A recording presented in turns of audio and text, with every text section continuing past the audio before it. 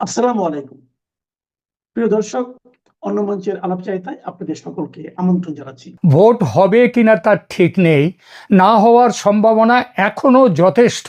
কিন্তু যদি হয় তাহলে ক্ষমতা দখলের সুযোগ কাজে লাগাতে সব ব্যবস্থা পাকা করে ফেলেছে ইউনূস জামাত জোট। আমার এই কথা শুনে কেউ বলতেই পারেন, এটা কেমন কথা? ইউনূস তো রাষ্ট্রপ্রধান, তার অবস্থান তো নিরপেক্ষ, তিনি কবে কখন জামাতের সঙ্গে জোট করলেন? এমন কথা যদি কেউ বলেন, তাকে বাংলাদেশের ব্যাপারে কিচ্ছুটি তিনি জানেন না, এটা বলতেই হবে। এই যে ন্যাশনাল সিটিজেন্স পার্টি বা এনসিপি, এটা তো ইউনূসের নিজের পার্টি, তাই তো এর নাম কিংস পার্টি। এই দল যখন জামাতের সঙ্গে জোট করে, তখন ইউনূস জামাত জোট ছাড়া কিছু বলা যায় কি? এই জোট ক্ষমতা ধরে রাখার জন্যে, মানে এতদিন তো বিনা নির্বাচনে ক্ষমতা রেখে দিয়েছে, এখন নির্বাচনের যদি হয় তাহলে নির্বাচনে এই জোট ক্ষমতা ধরে রাখার জন্য যা শুরু করে দিয়েছে সেটা অবাক করার মতো। এটা দেখলে বোঝা যাবে কেমন ভোট হতে চলেছে বাংলাদেশে। বাংলাদেশের মেইন স্ট্রিম সংবাদ মাধ্যম বর্তমানে জামাতের কোলে বসে আছে, তাই এই সব খবর কোথাও নেই। কিন্তু কিছু বিদেশে বসে থাকা বাংলাদেশের ইউটিউবার সামাজিক মাধ্যমে এই নিয়ে যা বলছেন এটুকুই যা। কিন্তু ভারতের গোয়েন্দাদের কাছে এসব খবর বিস্তারিত পৌঁছে গেছে যে বাংলাদেশে ভোটে কি হতে চলেছে। ঠিক ভোটের 1.5 সপ্তাহ আগে নিরাপত্তা বাহিনীর একটি বিশেষ শ্রেণীকে দিয়ে বুথ দখলের, ভোট কেন্দ্র দখলের পাকা ব্যবস্থা হয়ে গেছে। এই বিশেষ নিরাপত্তা বাহিনীটি হলো র্যাব বা র্যাপিড অ্যাকশন ব্যাটালিয়ন। বলা নিষ্প্রয়োজন, তবু বলি, এটি বাংলাদেশের একটি এলিট প্যারামিলিটারি ফোর্স। সংস্থাটি বাংলাদেশের সেনা বিভাগের অধীনে নয়, গৃহ মন্ত্রণালয়ের অধীনে। গতকাল থেকে এলিট ফোর্স র্যাবের নাম পরিবর্তন করে রাখা হয়েছে SIF বা স্পেশাল ইন্টারভেনশন ফোর্স। স্বরাষ্ট্র উপদেষ্টা জানিয়েছেন, শুধু নামেই নয়, বাহিনীর ইউনিফর্ম, লোগো এবং কার্যপদ্ধতিতেও বড় পরিবর্তন আনা হয়েছে। অন্তর্বর্তী সরকার যখন চলে যাওয়ার মুখে, যখন নির্বাচনের মাধ্যমে নতুন নির্বাচিত সরকার গঠনের উদ্যোগ চলছে, তখন কেন এত তাড়াহুড়ো করে র্যাবের খোল নলছে বদল করা হচ্ছে? মেটিকুলাস ডিজাইনার জামাত ইউনূসের এটা এক বড় ডিজাইন। সেই ডিজাইনের আলোচনার আগে দেখা যাক, এই যে নির্বাচন অনুষ্ঠানের কথা চলছে, সেখানে দেশের নিরাপত্তা বাহিনীর সদস্যদের কিভাবে ব্যবহার করা হবে। নির্বাচন কমিশনের চূড়ান্ত পরিকল্পনা অনুযায়ী এবারের নিরাপত্তায় প্রায় 8 লক্ষ সদস্য মোতায়েন থাকছেন। বিভিন্ন বাহিনীর ভূমিকা এরকম: সেনাবাহিনীর থাকবে 1 লক্ষ সদস্য, তারা স্ট্রাইকিং ফোর্স হিসেবে কাজ করবে, সরাসরি ভোট কেন্দ্রে থাকবে না, তবে জরুরি প্রয়োজনে ডাকলে তারা দ্রুত সাড়া দেবে। পুলিশ বাহিনীর 1.5 লক্ষ সদস্যকে ব্যবহার করা হবে। তারা কোথায় থাকবে? ভোট কেন্দ্রের বাইরে তারা টহল দেবে এবং এলাকার শান্তি শৃঙ্খলা বজায় রাখার কাজে থাকবে। এরপর বিজিবি বা বর্ডার গার্ডস বাংলাদেশ, এদের 35,000 সদস্য, তারা সীমান্ত জেলাগুলোতে এবং ঢাকার গুরুত্বপূর্ণ এলাকায় টহলদারি করবে। এরপর আনসার বা ভিডিপি, আনসার এবং ভিডিপি মানে ভিলেজ ডিফেন্স পার্টি, তার প্রায় 5.5 লক্ষ সদস্য থাকবে। প্রতিটি ভোট কেন্দ্রের অভ্যন্তরীণ নিরাপত্তা এবং ভোটারদের লাইন নিয়ন্ত্রণের প্রধান দায়িত্ব এদের হাতে, মানে এরা থাকবে বুথের ভেতরে। এদের হাতে সাধারণভাবে কোনো আগ্নেয়াস্ত্র থাকবে না। র্যাব বা পরিবর্তিত নাম SIF এর কথায় এবার আসি। SIF এর সদস্য সংখ্যা মোট 12,000-এর মতো। নির্বাচনে এদের কোনো নির্ধারিত ভূমিকা নেই। এদের ওপর দায়িত্ব ঝুঁকিপূর্ণ যে সমস্ত কেন্দ্র ও সন্ত্রাস দমন করবার জন্য বিশেষ মোবাইল টিম হিসেবে এরা কাজ করবে। আর এখানেই সরকারের বিশেষ পরিকল্পনা তৈরি হয়েছে। আগেই বলেছি, এদের পোশাক আশাক সব পাল্টে দেওয়া হয়েছে। এই পোশাক পরিবর্তনের পেছনে একটা খুব বড় খেলা কাজ করছে। সেই খেলা যে খুব একটা গোপন রাখা গেছে তা নয়। খবর পাওয়া গেছে এসআইএফ এর সদস্যদের জন্য নতুন পোশাকের যত লাগবে তার অতিরিক্ত 20,000 অতিরিক্ত পোশাকের অর্ডার গেছে। এই অতিরিক্ত পোশাক দেয়া হবে কাদের কাদের জন্য আনা হচ্ছে? জামাত এনসিপি জোটের যে বিশেষ হারমাদ বাহিনী আছে তাদের জন্য। তারা এই ইউনিফর্ম ব্যবহার করে বুথ দখলের জন্য নির্দিষ্ট ভোট কেন্দ্রগুলোতে গিয়ে হাজির হবে, হামলা চালাবে। এই গুজব, মানে এটা যে গুজব বা অমূলক আশঙ্কা তা কিন্তু নয়। এই আশঙ্কার কথা পৌঁছে গেছে সেনাবাহিনীর কাছেও। আর সেটা নিয়ে সেনাবাহিনী, গোয়েন্দা সংস্থাগুলো এবং বর্তমান এসআইএফ মানে যারা র্যাব, সেই কর্তৃপক্ষ অত্যন্ত সতর্ক অবস্থানে রয়েছে। কারণ তাদের নজরের বাইরে এই 20,000 পোশাকের অর্ডার দেওয়া হয়েছে। সেই পোশাকগুলো পরে অন্যরা যাবে, গতকাল ওই হারমাদরা যাবে। গতকাল 3রা ফেব্রুয়ারি গাজীপুরের বিআরআরআই সম্মেলন কক্ষে 3 বাহিনীর প্রধানের এক গুরুত্বপূর্ণ বৈঠক হয়েছে। 3 সেনার 3 বাহিনী। নির্বাচনের ঠিক 9 দিন আগে এই ধরনের উচ্চ পর্যায়ের সমন্বয় সভা, এটা মূলত নিরাপত্তার যে নতুন যে একটা নিরাপত্তার সংকট এসছে সেই সংকট মোকাবিলা করার উদ্দেশ্যে। সেনাপ্রধান জেনারেল ওয়াকারুজ্জামান, নৌবাহিনী ও বিমান বাহিনী প্রধানদের উপস্থিতিতে এই বৈঠকে প্রধানত ইনএড টু সিভিল পাওয়ার এর আওতায় সেনাবাহিনী কিভাবে বেসামরিক প্রশাসনকে সহায়তা করবে তা চূড়ান্ত করা হয়েছে। বৈঠকে গাজীপুর, নরসিংদী ও নারায়ণগঞ্জ জেলার ডিসি, এসপি এবং বিভাগীয় পর্যায়ের কর্মকর্তাদের সাথেও সমন্বয় করা হয়। এই বৈঠকের মূল বার্তা কি? বাহিনীর সদস্যদের পেশাদারিত্ব, নিরপেক্ষতা এবং ধৈর্য বজায় রেখে জনগণের বন্ধু হিসেবে দায়িত্ব পালনের কঠোর নির্দেশ দেওয়া হয়েছে। এসআইএফ এর পোশাক ব্যবহার করে হারমাদরা বুথ দখল করে ছাপ্পা ভোট দিতে এলে কিভাবে সেটা রুখে দেওয়া যাবে সেটা নিয়েও কিছু ব্যবস্থার কথা বলা হয়েছে। যদি অতিরিক্ত 20,000 পোশাক তৈরির কথা কেবলমাত্র গুজব হতো, তাহলে সেনা এই প্রতিরোধমূলক ব্যবস্থা কেন নিতে গেল? খবর মিথ্যে হলে এই ব্যবস্থা নেওয়ার কথাই উঠতো না, তাই নয় কি? পোশাক বিতর্কের প্রেক্ষিতে কি ব্যবস্থা নিচ্ছে সেনা? গতকাল কি ঠিক হয়েছে? গতকাল জেনারেল ওয়াকারুজ্জামানের সভাপতিত্বে সেনাবাহিনীর অফিসাররা গাজীপুর বৈঠকের সূত্র ধরে সিদ্ধান্ত নিয়েছে যে এসআইএফ এবং সেনাবাহিনীর নতুন ইউনিফর্মে বিশেষ হলোগ্রাম এবং কিউআর কোড সম্বলিত ডিজিটাল আইডি থাকবে।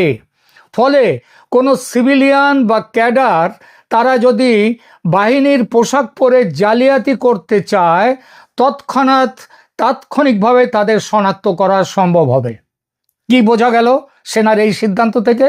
বোঝা গেল পোশাক বিতর্ক, ওই 20,000 নতুন পোশাক, এক্সট্রা পোশাক তৈরি করে হারমাদদের দিয়ে দেওয়ার যে খবর, এটা কেবল ভিত্তিহীন খবর নয়, এটা বাস্তব।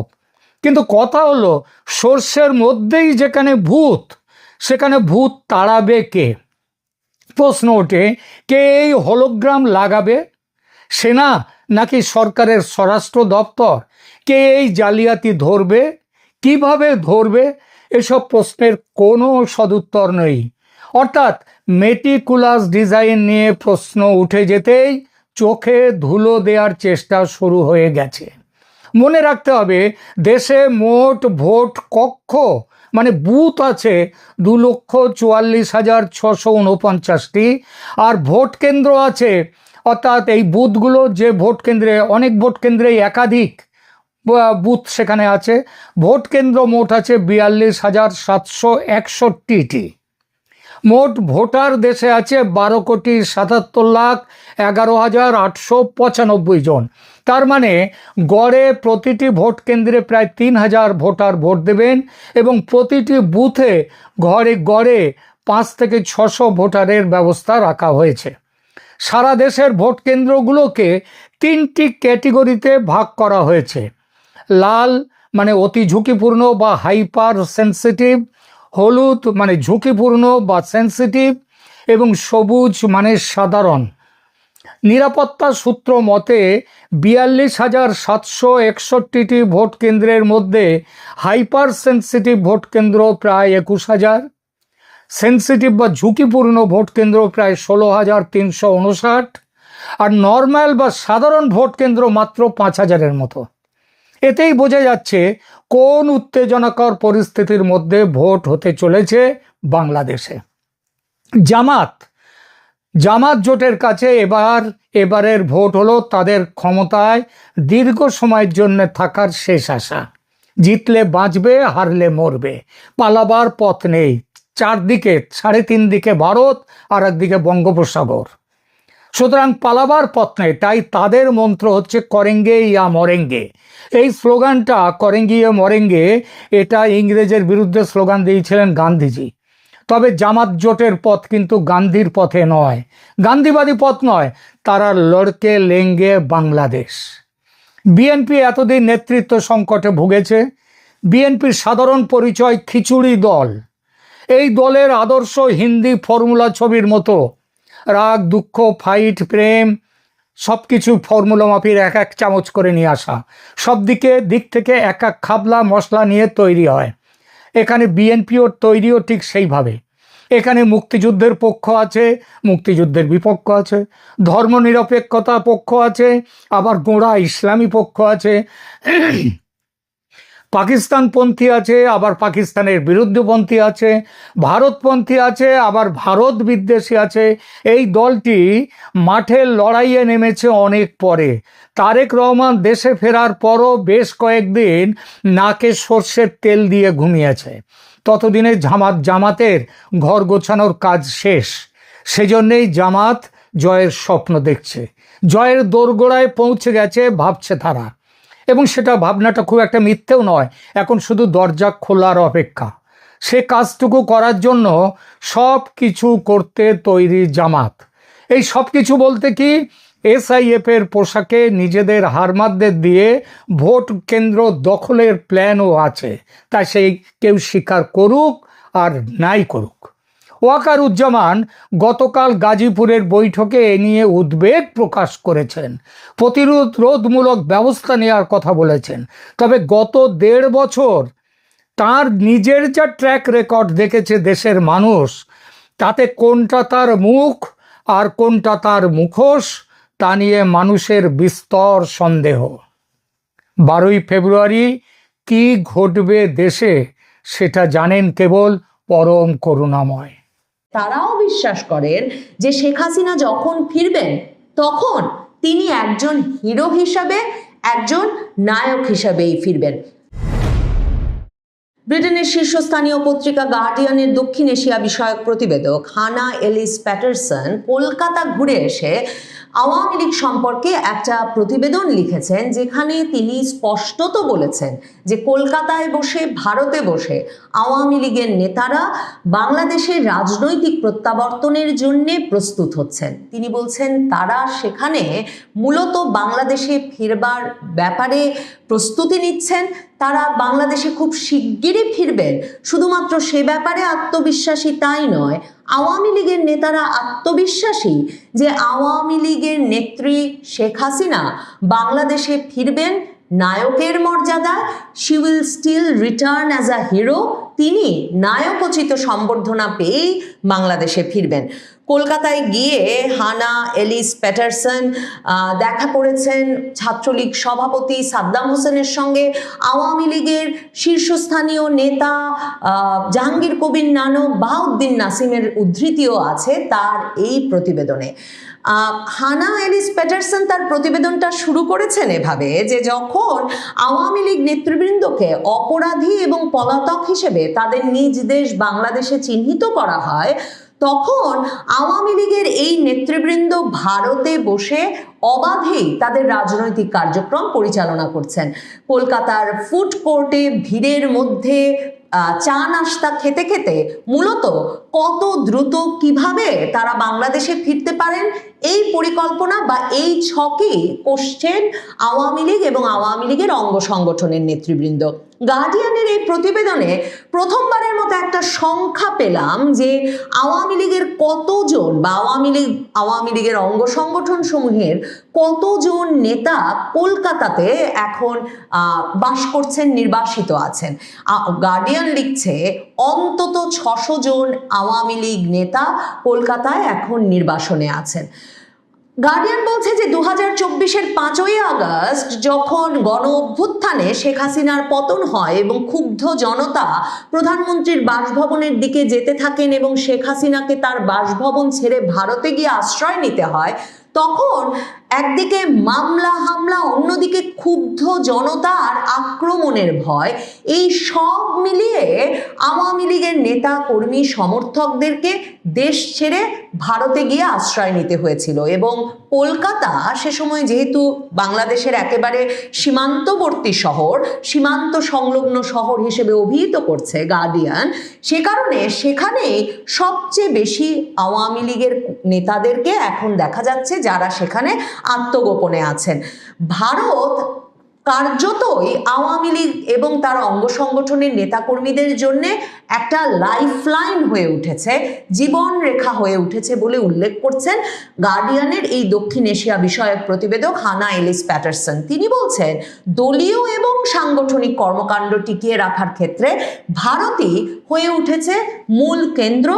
গত বছরের মে মাসে, 24-এর মে মাসে যখন অন্তর্বর্তী সরকার আওয়ামী লীগের কার্যক্রম নিষিদ্ধ ঘোষণা করলো এবং আওয়ামী লীগের নেতা কর্মীদের বিরুদ্ধে ব্যাপক পরিমাণ মামলা দায়ের করা হলো হত্যাকাণ্ডের অভিযোগে, দুর্নীতি সহ একাধিক অভিযোগে, এবং 12ই ফেব্রুয়ারির নির্বাচনে মানে আসন্ন নির্বাচনেও আওয়ামী লীগকে অংশ নিতে দেওয়া হবে না, আওয়ামী লীগকে কোনো রকম নির্বাচনী কর্মকাণ্ডে অংশগ্রহণ করতে দেওয়া হবে না, এই সিদ্ধান্ত নিয়ে ফেলা হলো।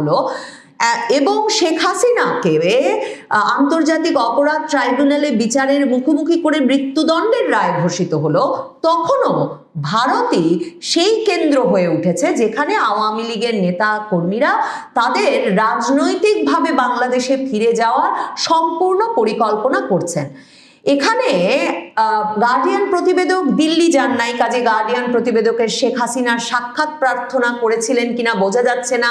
দিল্লিতে কিভাবে কার্যক্রম চলছে সে বিষয়ে তিনি আওয়ামী লীগের নেতাদের মুখেই কলকাতায় শুনে লিখছেন বলে ধারণা করি। সেখানে তিনি বলছেন যে দিল্লিতে অত্যন্ত সুরক্ষিত একটি বাসভবনে শেখ হাসিনা প্রায় গত 1 বছরের বেশি সময় ধরেই আওয়ামী লীগের সাবেক এমপি, শীর্ষ নেতাদের সঙ্গে নিয়মিত বৈঠক করছেন এবং সেই বাসভবনে বসে মানে ভারত সরকারের সম্পূর্ণ সমর্থনে শেখ হাসিনা আওয়ামী লীগের নেতা কর্মী সমর্থকদের সঙ্গে বাংলাদেশ থেকে শুরু করে সারা পৃথিবীতে যোগাযোগ রাখছেন। সারা দিনের বেশিরভাগটা সময় ঘন্টার পর ঘন্টা ধরে তিনি নানা বৈঠকে অথবা নানা টেলিফোন কলে নেতা কর্মীদের সঙ্গে সংযুক্ত থাকছেন। সাদ্দাম হোসেন যিনি কিনা ছাত্রলীগের সভাপতি, গার্ডিয়ান মনে করাচ্ছে যে ছাত্রলীগ নিষিদ্ধ ঘোষিত হয়েছে, সেই ছাত্রলীগ সভাপতি সাদ্দাম হোসেন দিল্লিতে গিয়ে শেখ হাসিনার সাক্ষাৎ পেয়েছিলেন এমন কথা উল্লেখ করে গার্ডিয়ান বলছে যে সাদ্দাম হোসেন গার্ডিয়ানকে জানিয়েছেন যে তাদের নেত্রী শেখ হাসিনা বাংলাদেশে থাকা তাদের কর্মী, নেতা, তৃণমূল নেতৃত্ব এমনকি বিভিন্ন পেশাজীবী সংগঠনের সঙ্গে সার্বক্ষণিক যোগাযোগ গড়ে তুলেছেন। সাদ্দাম হোসেন গার্ডিয়ানকে বলেছেন তিনি দলকে আগামী সংগ্রামের জন্য, আপকামিং স্ট্রাগলের জন্য সম্পূর্ণ প্রস্তুত করেছেন। এবং সাদ্দাম হোসেন বলছেন যে কখনো কখনো শেখ হাসিনা দিনে 15-16 ঘন্টা ফোন এবং মিটিংয়ে থাকেন।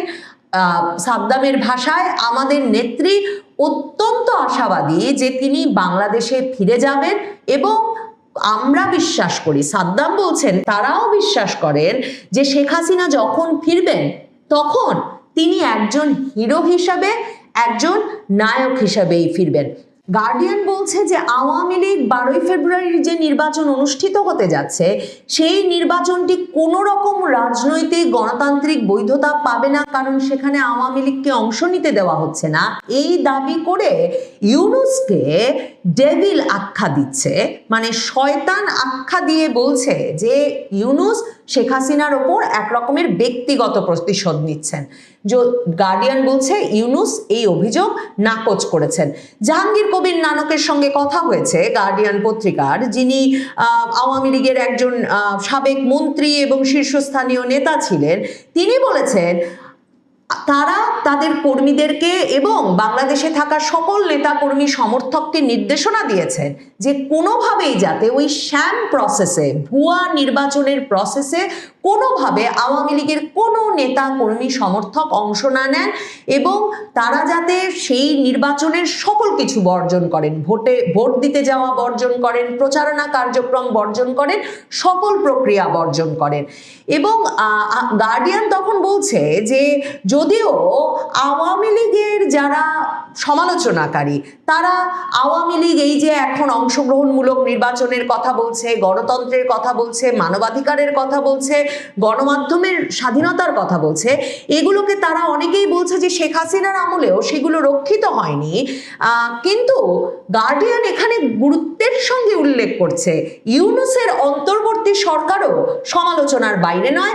সাংবাদিকদের বিরুদ্ধে ইউনূস আমলে সন্ত্রাস বিরোধী আইনের অপব্যবহার, মত প্রকাশের স্বাধীনতা ও সংখ্যালঘু অধিকার রক্ষা করতে ব্যর্থতা এবং আইন শৃঙ্খলার গুরুতর অবনতির অভিযোগ উঠেছে। শেখ হাসিনাকে মৃত্যুদণ্ড দিয়েছে যে আন্তর্জাতিক অপরাধ ট্রাইব্যুনাল, গার্ডিয়ান লিখছে সেটিও আন্তর্জাতিক মান মানেনি, সে অভিযোগে সমালোচিত হচ্ছে। প্রতিশোধের নামে দেশ জুড়ে যে ব্যাপক সহিংসতা ছড়িয়ে পড়েছে, আওয়ামী লীগ দাবি করেছে তাতে তাদের শত শত কর্মী হামলার শিকার হয়েছেন, নিহত হয়েছেন এবং মাসের পর মাস জামিন ছাড়া কারাবন্দী রয়েছেন। অনেকেই এখনো আত্মগোপনে পালিয়ে পালিয়ে থাকছেন। গার্ডিয়ানকে ছাত্রলীগ সভাপতি সাদ্দাম হোসেন বলেছেন, আমরা কলকাতায় আছি জেলের ভয় না, আমরা জানি দেশে ফিরলে আমাদের মেরে ফেলা হবে। গার্ডিয়ান এই যে আওয়ামী লীগের নেতারা কোন পরিস্থিতিতে গিয়ে কলকাতায় আছেন বা ভারতে আছেন এবং কোন পরিস্থিতিতে গিয়ে তারা ভারতে রাজনৈতিক কার্যক্রম চালাতে বাধ্য হচ্ছেন সেটা পরিষ্কারভাবে এই প্রতিবেদনে তুলে ধরেছে। কিন্তু গার্ডিয়ান একটা ভূরাজনৈতিক টানাপোড়েনের চিত্র তুলে এনেছে। গার্ডিয়ান বলছে যে এই যে ভারত হয়ে উঠেছে মূল কেন্দ্র, যেই রাজনৈতিক দলটিকে অন্তর্বর্তী সরকার নিষিদ্ধ করেছে, যেই সাবেক প্রধানমন্ত্রীকে অন্তর্বর্তী সরকারের আমলে বিচারের মুখোমুখি করে মৃত্যুদণ্ড দেওয়া হয়েছে, তারা যে বাংলাদেশ সরকারের প্রত্যর্পণের আহ্বানে, মানে শেখ হাসিনাকে বাংলাদেশে ফেরত পাঠিয়ে বিচারের মুখোমুখি করার আহ্বানে কোনো সাড়া না দিয়ে শেখ হাসিনাকে নিরাপদ আশ্রয় দিয়েছেন এবং রাজনৈতিক কার্যক্রম পরিচালনার সম্পূর্ণ স্বাধীনতা দিচ্ছেন, এটা ভারতের সঙ্গে বাংলাদেশের সম্পর্ককে অস্বস্তিকর করে তুলেছে। এর ভূরাজনৈতিক টানাপোড়েন সৃষ্টি হয়েছে, জিওপলিটিক্যাল একটা টেনশন সৃষ্টি হয়েছে বলে গার্ডিয়ান লিখছে, শেখ হাসিনা যখন 23শে জানুয়ারি দিল্লিতে প্রকাশ্য সভায় এসে বক্তব্য রেখেছেন অডিও বার্তার মাধ্যমে, তারপর এই টানাপোড়েন এক রকমের তুঙ্গে উঠেছে। দিল্লিতে ওই সভায় বক্তব্য রাখাকে গার্ডিয়ান জনসমাবেশে তার প্রথম প্রকাশ্য ভাষণ, শেখ হাসিনার প্রথম প্রকাশ্য ভাষণ হিসেবে উল্লেখ করেছে এবং সেই ভাষণে তিনি যে নির্বাচনকে প্রত্যাখ্যান করেছেন, ইউনূসকে জোর করে ক্ষমতা দখলকারী বলে অভিযোগ করেছেন এবং বাংলাদেশকে একটা রক্তে ভেজা রাষ্ট্র, ব্লাড সোকড কান্ট্রি হিসেবে অভিহিত করেছেন, এগুলো উল্লেখ করে গার্ডিয়ান বলেছেন এতে বাংলাদেশের পররাষ্ট্র মন্ত্রণালয় তীব্রভাবে ক্ষুব্ধ হয়ে উঠেছে। তারা বলেছে এই যে ভারত সরকার এই শেখ হাসিনাকে যে বক্তৃতা রাখতে দিয়েছে জনসমাবেশে, এটা বাংলাদেশের জনগণ ও সরকারের প্রতি স্পষ্ট অবমাননা। তবে গার্ডিয়ান বলছে ভারত সরকার এ বিষয়ে কোনো প্রতিক্রিয়া জানায়নি। গার্ডিয়ানের এছাড়াও কথা হয়েছিল আওয়ামী লীগের যুগ্ম সাধারণ সম্পাদক এবং সাবেক এমপি AFM বাহাউদ্দিন নাসিমের সঙ্গে। বাহাউদ্দিন নাসিম গার্ডিয়ান প্রতিবেদককে বলেছেন যে তারা 2024-এর জুলাই আগস্ট আন্দোলনটাকে কোনো স্বতঃস্ফূর্ত বিপ্লব বলে মনে করেন না। তারা মনে করেন ওটা তাদের গণতান্ত্রিক সরকার উৎখাতের জন্য একটা সন্ত্রাসী দখলদারিত্ব ছিল এবং তিনি বলেছেন মানে যে মানবতা বিরোধী এবং যে হত্যার অভিযোগ তাদের বিরুদ্ধে আনা হয়েছে সেটাকে বাহাউদ্দিন নাসিম গার্ডিয়ান প্রতিবেদকের সামনে হেসে বোগাস বোগাস বোগাস, ভুয়া ভুয়া ভুয়া বলে অভিহিত করেছেন। গার্ডিয়ান বলছে আওয়ামী লীগের নেতৃবৃন্দ খুব শিগগিরই বাংলাদেশে ফিরে যাওয়ার ব্যাপারে আশাবাদী, কারণ তারা মনে করছে আগামী নির্বাচনটা যদি আওয়ামী লীগ ছাড়া হয়ে যায় তাহলে যেই সরকার ক্ষমতায় আসবে, যে দল ক্ষমতায় আসবে, তারা যেহেতু কিছুতেই বাংলাদেশে শান্তি স্থিতিশীলতা দিতে পারবে না, তখন জনগণের দাবির মাধ্যমে, আসন্ন সংগ্রামের মাধ্যমে বাংলাদেশ আওয়ামী লীগের বাংলাদেশের রাজনৈতিক প্রত্যাবর্তন ঘটবে। আওয়ামী লীগ নেতৃবৃন্দ একেবারে শীর্ষ নেতা শেখ হাসিনা থেকে শুরু করে নির্বাসিত নেতারা ভারতে বসে বাংলাদেশে ফেরার সেই ছকই কষছেন বলে লিখেছে গার্ডিয়ান পত্রিকা।